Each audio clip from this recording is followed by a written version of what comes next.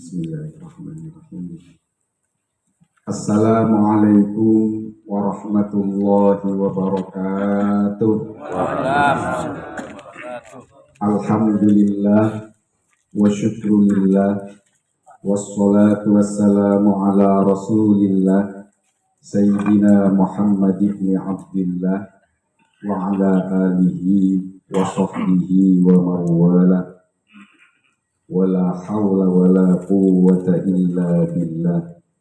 Rabbi syrah li sadri wa yassir li amri wahlul 'uqdatam min lisani yafqahu qawli. Amma muslimun wa ayatul lahum 'alal qudratil 'azimati al-lail naslahu ay nufassilu minhu an-nahara fa'idahum muslimun ay dakhilun fid dhalam.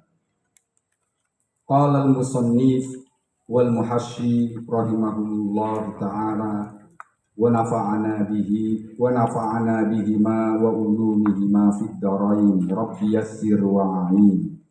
Wa ayatun adalah satu tanda lahum bagi mereka. Dalam tafsir Munir yang dimaksud bagi penduduk Mekah. Namun ayat ini mukhatabnya berlaku sampai ila yaumil qiyamah. Adalah satu tanda lahum bagi mereka, bagi manusia, alal qudrati, yang membuktikan tentang kekuasaan Allah al-azimati yang maha agung. Apa itu? Al-lailu, malam.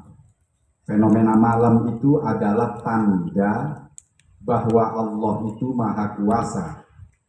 Nah, betul yang disebutkan Pak Jalal tadi. Bahkan malam ini juga sebagai bukti bahwa Allah maha kuasa untuk membangkitkan orang yang sudah mati miliaran tahun yang lalu. Bukti ini dikasih malam. Naslahu, Allah melanjutkan, naslahu, kami melepaskan sedikit demi sedikit, ainufassilu, kami pisahkan sedikit demi sedikit, minhu dari malam, an-nahar, siang. Ketika malam itu dilepas sedikit demi siang dilepas sedikit demi sedikit, maka yang terjadi malam. Ketika malam terjadi, faidahu, maka sekonyong-konyong, seketika itu atau tiba-tiba mereka yang berada dalam waktu malam itu mudlimun, berada dalam kegelapan. Aidakhiluna, artinya mereka semua masuk fid dhalami, dalam kegelapan. Jadi malam ini sebagai bukti bahwa Allah itu ada, sekaligus Allah itu maha kuasa. Jadi kata Allah di sini, Allah pakai mutakallim ma'al ghair awil mu'addam. Kami di sini berarti menunjukkan proses fenomena pergantian siang ke malam itu. Allah memakai kalimat kami itu menandakan bahwa itu berproses, ada kecepatan cahaya yang diambil sedikit demi sedikit oleh Allah sehingga terjadi malam. Karena malam ini diselimuti oleh siang, cahaya matahari itu yang menyelimuti malam. Oleh karena itu, kalau siang tidak terlihat malamnya. Ini menurut kaidah atau ilmu astronomi klasik. Dan Rasulullah Shallallahu Alaihi Wasallam melalui wahyu yang disampaikan oleh Jibril, Rasulullah menjelaskan fenomena-fenomena alam, terutama di dalam surah Yasin ini. Surah Yasin ini banyak mengajarkan, menginformasikan kepada manusia. Di sini berisi ilmu-ilmu pengetahuan, tapi sayangnya karena gak tahu dikaji, akhirnya jadi jadi bacaan rutin malam Jumat, padahal luar biasa. Jadi kita tahu bahwa malam itu terjadi karena siang itu dilepas sedikit demi sedikit. Naslah itu, salah itu melepas sedikit demi sedikit. Kemudian wasyamsu tajri li mustaqarrin laha dzalika taqdirul azizil alim. Wasyamsu, dan matahari, tajri, beredar ia, matahari itu beredar ila akhirihi, jadi sampai akhir dunia. Peredaran matahari itu min jumlatil ayat, termasuk kalimat, termasuk dalam kalimat tanda bukti bahwa Allah Maha Kuasa, lahum bagi mereka, au ayatin ukhra, atau kalimat wasyamsu tajri li mustaqarrin laha ini wawunya bisa menjadi wawu atof, wawu yang berkaitan dengan ayat sebelumnya, juga bisa dimaknai sebagai wawu ibtidaiyah, artinya kalimat yang berbeda, kalimat baru. Matahari beredar li mustaqarrin laha, di tempat beredarnya, di lintasan orbitnya. Jadi matahari itu beredar di tempat orbitnya. Ai tatajawazuhu, artinya matahari beredar itu tidak melampaui garis yang ditetapkan oleh Allah.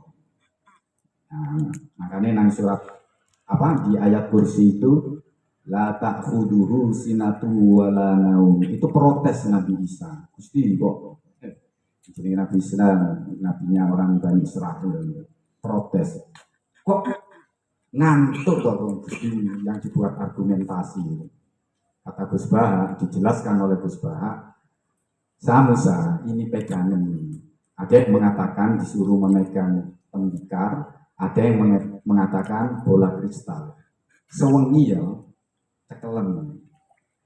Akhirnya dipegang oleh Nabiullah Musa alaihi salatu wassalam, ngantuk, lukur, pecah. Dan yo Musa ini aku ngantuk, kata Allah. Alam atau beruan, tata surya galaksi atau beruan misalnya. Jadi matahari itu beredar, tidak beredar di garis lintasannya itu, di garis orbitnya, peredarannya itu tidak melampaui yang ditetapkan oleh Allah. Dzalika, fenomena matahari beredar di garis lintasannya itu takdirul azizil alim. Takdir itu hitungan-hitungan yang ditetapkan oleh Allah, yang ditetapkan oleh Allah yang Maha Kuasa. Al-Aziz, lagi Maha Perkasa. Al-Aziz itu Maha Menang. Jadi Allah itu tidak akan pernah terdikte dengan kesengsaraan kita. Nek gak sembahyang ya tetap dipanggang sampai pangeran, walaupun hidup kita itu penuh dengan kesengsaraan, karena Allah mempunyai sifat Al-Aziz. Nah, dalam kamus besar bahasa Indonesia Maha Mulia, Al-Karim Maha Mulia, kan karena bedanya. Kalau Al-Karim, Allah itu mulianya itu karena kedermawanannya. Jadi Allah itu Maha Kuasa, lagi Maha Menang atau Maha Perkasa, fi mulkihi, di dalam mengatur atau mengendalikan kerajaannya atau kekuasaan Allah. Al-Alim, lagi Maha mengetahui, bi khalqihi, terhadap semua ciptaannya. Jadi Allah itu debu yang misalnya dulu nih, sekarang kan nggak pakai kapur nih. Kalau di dalam kelas itu menulis pakai kapur itu, debu yang turun itu Allah itu tahu. Allah itu tahu. Ya, kalau dijelaskan secara logika ya rada angel, Pak. Kenapa kok Allah tahu? Karena Allah yang menciptakan. Podo karo sampean ngarang buku, kalimat per kalimat sampean pasti hafal kalau tidak plagiat. Keluar dari ide sendiri. Itu pasti sampean tahu ada kesalahan kalimat, tulisanku itu mau salah kalimat. Itu pasti tahu karena Anda yang mengarang. Sama Allah juga yang menciptakan. Jadi semua apa yang terjadi di alam raya beserta isinya ini melalui kehendak dan pengetahuan Allah. Allah itu tahu. Ini menurut pendapat ahli sunnah wal jamaah. Jadi wasyamsu tajri li mustaqarril laha dzalika takdirul azizil alim. Dan ayat yang pertama tadi wa ayatul lahumul lailu minhun nahar faidahum mutlimun, itu di situ ada pengetahuan yang Masehi, kalender Masehi, mereka menghitungnya melalui peredaran matahari, sedangkan penanggalan Hijriyah atau Al-Qamariyah melalui pergerakan bulan. Di sini Imam As-Sawi menyatakan jika fenomena alam itu, fenomena malam, malam itu genap 29 hari, maka bulan tidak nampaknya cuma satu malam. Tapi kalau 28, bulan tidak nampaknya 2 malam. Sampai kiamat, Pak, menentukan ru'yat itu tetap kontroversi. Karena di situ dirahasiakan oleh Allah, kalau 29 2 hari, kalau 28 itu 28 malam itu yang disembunyikan oleh Allah itu 2 hari. Kalau 29 yang disembunyikan 1 hari. Sampai kiamat hitung-hitungannya menungso tetap nggak akan pernah sama gitu. Yang penting yang ngitung itu, Pak, baik yang Muhammadiyah maupun NU itu yang berkompeten, yang mempunyai pengetahuan tentang itu. Terkadang kita yang nongkrong di warung kopi itu yang nggak ngerti ilmunya ngomentari. Jadi kalau terjadi perbedaan hari raya itu, kita harus saling menghormati. Karena setiap organisasi Islam yang ada di Indonesia ini punya ulama masing-masing. Jadi nggak perlu diperdebatkan lagi gitu. Kenapa ini saya syuting, Pak? Saya upload di YouTube. Nah, ini saya akan menyinggung sedikit ya. Dan sekaligus saya menginformasikan kepada jamaah. Ada isu yang berkembang, katanya Jamiah ini mau merebut Aminah, Pak. Ya, saya sampaikan. Terlalu jahat orang yang menyampaikan itu. Makanya kalau ada saudara-saudara yang tidak berkenan bergabung dengan Jamiah, kalau terjadi isu, sampai tinggal nonton di YouTube. Saya tidak pernah memojokkan kelompok lain, itu saya tidak pernah. Saya ingat betul-betul mulai saya diajak bergabung ke Jamiah itu. Karena saya anggap orang yang saling menyalahkan itu sekolah ini mondok, mandeki cuma sanawiyah, belum pernah mengkaji lintas mazhab. Nah ini pertentangan, gak sah, ini pertentangan. Saya senang kunut, saya gak kunut, jadi gak sah. Jadi saya senang kunut, saya gak kunut, gak sah. Itu saya yakin sekolahnya mandeke sanawiyah keburu kawin. Coba mentok sampai Mahat Ali. Coba mentokkan ya adik-adik ya. Jak kesusah bini, jak kesusah bini. Agar Islam itu tidak selalu diadu domba. Islam ini semakin akhir zaman, semakin banyak orang yang mengadu domba, itu Islam. Jadi fenomena-fenomena alam ini bukan terjadi tanpa ada yang menggerakkan. Kalau Allah itu Al-Mudabbir, yang mengatur semua alam raya ini, itu Allah. Di manusia itu ada ilmu namanya siyasah. Siyasah. Saya membaca ini mulai muqaddimahnya Ibnu Khaldun sampai siyasah menurut Imam Al-Ghazali di dalam kitab Ihya juz pertama bab ilmu. Ya, kitab Ihya Ulumuddin. Siyasah itu yang akhirnya disempitkan maknanya menjadi politik itu, siyasah itu ilmu tentang mengelola kekuasaan, menertibkan kekuasaan menurut Islam. Sekarang banyak siyasah itu, kalau musim-musim politik itu dipakai kalimat siasa langsung dimaknai politik, jahat itu. Berarti Rasulullah mengajarkan politik. Rasulullah tidak pernah berpolitik, tapi Rasulullah statementnya mengandung unsur politik. Tapi Rasulullah tidak pernah mengajarkan politik. Karena ilmu yang didapat oleh Rasulullah berdasarkan nubuah. Itu siasah menurut Islam. Mengelola kekuasaan agar terjadi keadilan dan kemakmuran. Didasari dengan apa? Dengan ilmu pengetahuan. Itu coba dibaca di dalam kitab Ihya itu. Bab ilmu. Jadi ilmu siasah ini masuk dalam ilmu kelas 2 dalam Islam. Hukumnya fardu kifayah. Andai kata ning desa Siwalan Panji nggak ada satu orang pun yang belajar ilmu siasah ini, semua menjadi dosa. Sama seperti ilmu kedokteran, itu fardu kifayah. Nek belajar akidah, wujud, bidang, pokok, itu fardu ain, individual. Setiap manusia yang keceluk Islam, itu wajib hukumnya mengenali Allah melalui sifat-sifatnya ini menurut Imam Al-Asy'ari. Tetapi kalau ilmu dokter, insinyur, pertanian itu hukumnya fardu kifayah kolektif. Andai kata suatu daerah tak satupun orang yang belajar ilmu kedokteran, maka satu desa itu dosa. Andai kata kalau yang jadi insinyur, gak pernah sekolah insinyur, teknik sipil misalnya, itu sak desa dosa sedanten lah. Sama kayak sholat berjamaah itu, menurut mazhab Syafi'i hukumnya fardu kifayah. Artinya di desa Siwalan Panji nggak ada orang yang berjamaah, sholat berjamaah, maka seluruh desa itu matur nuwun. Jadi seluruh desa itu berdosa semua. Itu makna hadis.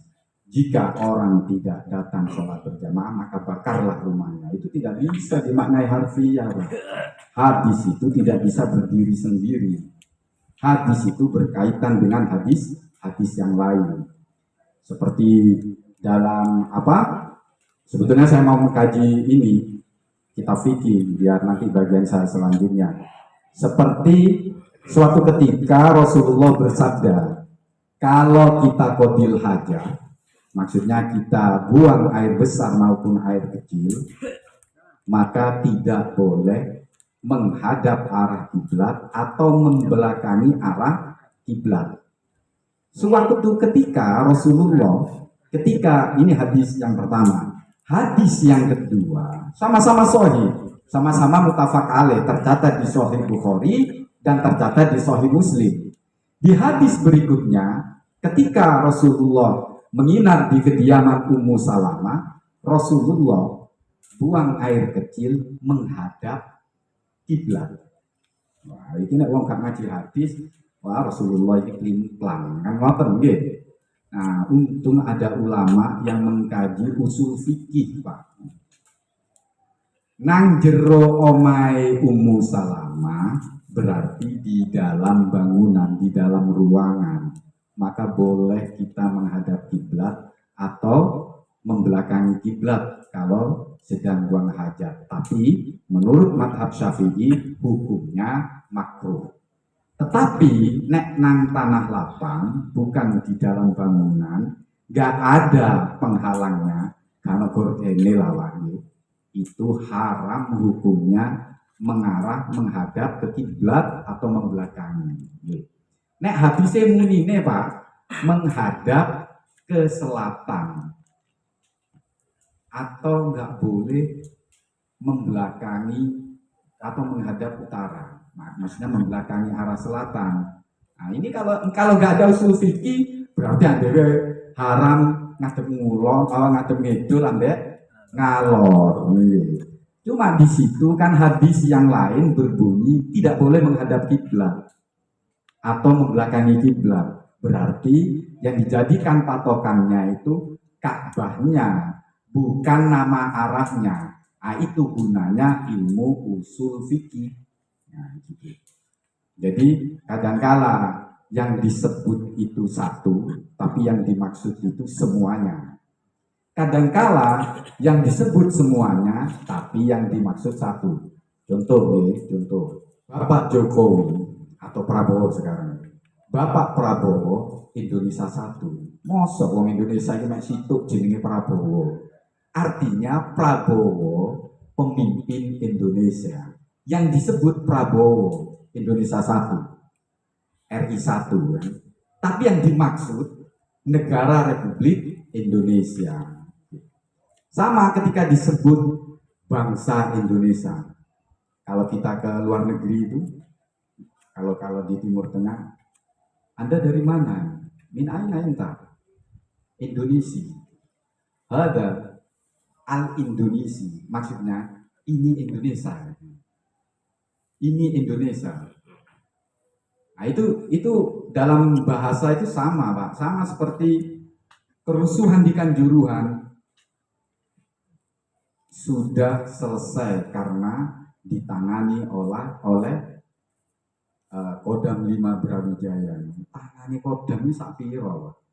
Nah, itu bahasa bukan bahasa hakiki, bahasa majasi, kiasi. Jadi maksudnya tangan di situ kekuasaan. Jadi mengenai yang disampaikan Pak Jalal tadi itu, saya sampaikan sekali lagi, saya diminta oleh Bapak Sugeng, disaksikan Pak Heri waktu itu meminta saya awal-awal ada rencana pemilihan RW ini, beliau minta saya supaya Jam'iyah itu konsisten berjam'iyah saja. Tetapi bukan berarti Jam'iyah ini tidak mau berpartisipasi. Boleh Pak, kalau secara individu tidak membawa nama Jam'iyah terserah, nggak apa-apa, terserah. Tapi kalau juga sempat menyampaikan bagaimana kalau ketua Jam'iyah diberikan hak voting, terus mewakili siapa? Saya bilang, mewakili siapa? Sudah, nggak usah. Wong yang ikut Jam'iyah ini ya warga RW 5. Ya warga RW 5 ini mempunyai masing-masing RT, sudah. Kalau di organisasi yang lain seperti musola maupun masjid ikut berpartisipasi monggo, tapi untuk Jam'iyah jangan, Pak. Untuk Jam'iyah jangan. Gurung dimulai mereteli, Pak. Dan yo nek wis mari pemilihan, engko iso hilang separuh, Pak. Kalau kita mau melibatkan diri. Nah, itu yang disampaikan oleh Abbas Sugeng dan saya sampaikan ke Ketua Jam'iyah, beliau juga concern dengan Jam'iyah, kita fokus ke Jam'iyah saja. Nah, demikian, mohon maaf bila mana ada hal-hal yang kurang berkenan. Wal qamaru wallahu a'lam. Wal afu minkum. Assalamualaikum warahmatullahi wabarakatuh.